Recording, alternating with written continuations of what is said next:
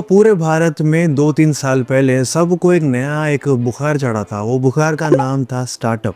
हाँ, startup India, startup India, startup India, सब लोग स्टार्टअप कर रहे थे। मगर अब एक नई रिपोर्ट निकल के आई है कि इंडिया में पिछले कुछ सालों में 28,000 से 30,000 स्टार्टअप्स फेल हो गए। मतलब कि सबको घाटा लगा, क्योंकि अब मल्टीपल रीजंस तो है, मगर जो एक बुखार था कि सब लोग स्टार्टअप करेंगे, सब लोग जॉब छोड़ेंगे, तो ये गलत हो रहा था। क्योंकि एक जो स्टार्टअप है वो क्यों फेल हो रहा था, जो प्राइमरी रीज़न है वो अब ये है कि जो लोग स्टार्टअप कर रहे थे वो ऑन ग्राउंड कर रहे थे। मतलब कि एक डिजिटली नहीं आके ऑन ग्राउंड कुछ नए नए प्रोडक्ट्स बनाना और कुछ नए नए सर्विस देना। मगर जितने प्रोडक्ट्स आ रहे हैं उसमें फाउंडर रहने दो, को फाउंडर रहने दो, या फिर जो प्रोडक्ट है उसकी वजह से मल्टीपल रीजन से उसकी वजह से सब कुछ फेल हो रहा था। और इसकी अलावा भी जो गाइडेंस है वो प्रॉपरली नहीं रहने के अलावा, और जो एक नया जो पेस से दुनिया चल रही है अब यहाँ पे जो एक मेजर रीज़न है वो है कि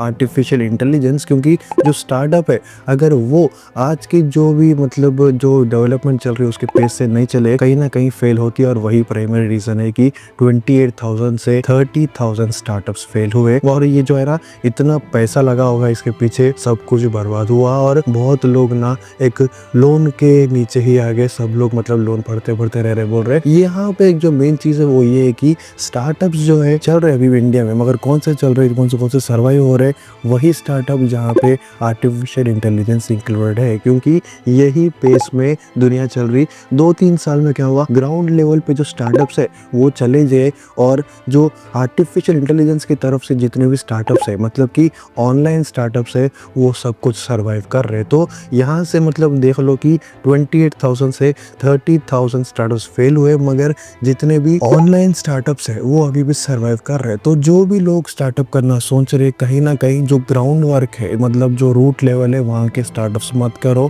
सब लोग मतलब ऑनलाइन से ही कुछ ना कुछ करो। तो इस चीज़ के बारे में क्या कहना है आपका कि 28,000 से 30,000 जो स्टार्टअप्स है वो फेल हुए पूरे इंडिया में? इसका क्या क्या रीज़न हो सकता है, आप भी कमेंट करके बोलो। और अगर नए हैं सब्सक्राइब कर लो।